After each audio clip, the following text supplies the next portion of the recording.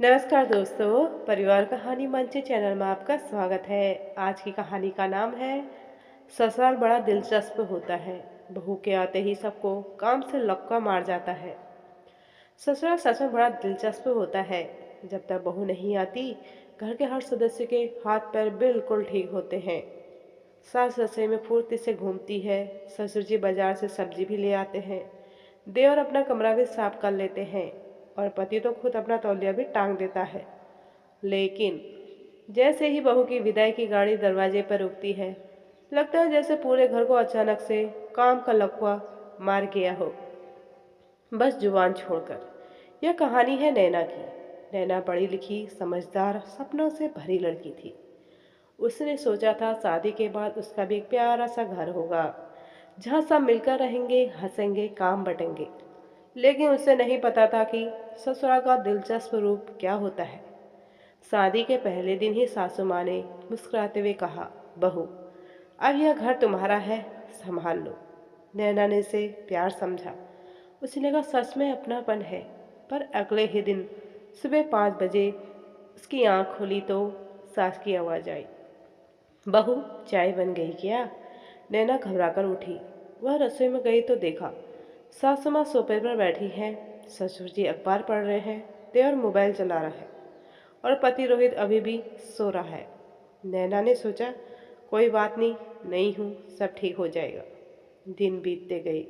धीरे धीरे उसे समझ आने लगा कि घर में सबको काम से एलर्जी है। सासू माँ कहती है, हम तो अब बूढ़े हो गए हैं, तुम जवान हो। ससुर जी कहते हैं, बहू के हाथ की बनी चाय में ही स्वाद है।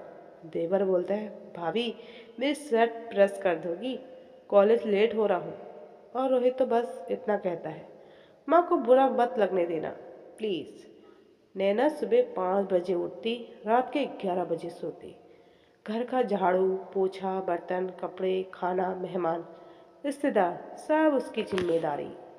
अगर कभी वो थक कर बैठ जाती तो सास की आवाज़ आती, हमारे ज़माने में तो बहुएं इतना काम करती थी कि पूछो मत।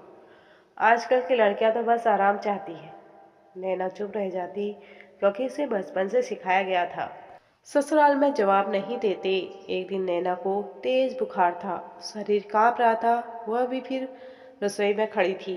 उसने धीरे से रोहित से कहा, आज मेरी तबीयत ठीक नहीं है, क्या तुम चाय बना दोगे? रोहित ने अखबार से नज़र हटाए बिना कहा, माँ क्या सोचेंगी? बस उस दिन से नैना के अंदर कुछ टूट गया। उसे समझ आया कि इस घर में सबके हाथ पैर सिर्फ इसलिए चलते थे क्योंकि कोई और काम कर रहा था। जैसे ही बहू आई, सबने जिम्मेदारी उतारकर उसके सिर पर रख दी। लेकिन वह मशीन नहीं थी, वह इंसान थी। अगले दिन सुबह 5 बजे सास की आवाज़ आई, बहू, चाय। नैना ने पहली बार जवाब दिया, माँ जी, आज आप बना लीजिए, मैं बहुत थक गई हूँ। घर में सन्नाटा छा गया। सास को लगा जैसे किसी ने अपमानित कर दिया हो। देखो जी, कैसी बहू लाई हो। 2 दिन में जवाब देने लगी। ससुर जी बोला, नैना, तुम्हें पता है ना माँ कितनी भावुक है। नैना की आंखों में आंसू थे, लेकिन इस बार वह चुप नहीं रही। उसने धीरे से कहा, माँ भावुक है तो क्या मैं पत्थर हूँ? आप सबको काम करने में शर्म आती है, या बहू इंसान मान ली? माना नैना मुस्कुरा दी। बेटी को बुखार में भी रसोई में नहीं खड़ा करते माँ जी। उस दिन पहली बार रोहित को आईना दिखा। उसे याद आया, शादी से पहले वो अपना कमरा खुद साफ करता था, अपने कपड़े खुद संभालता था। फिर शादी के बाद उसने सब कुछ नैना पर क्यों छोड़ दिया?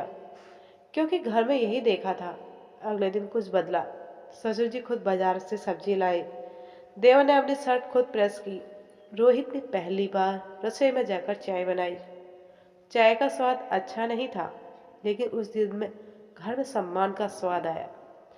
सासू माँ धीरे धीरे समझने लगी कि बहू नौकरानी नहीं होती। अगर घर सबका है तो जिम्मेदारी भी सबकी होनी चाहिए। एक शाम सास नैना के पास आई और बोली, बहू, शायद हम गलत थे। हमें आदत थी सब करने की, नहीं करवाने की। तुमने हमें आईना दिखाया।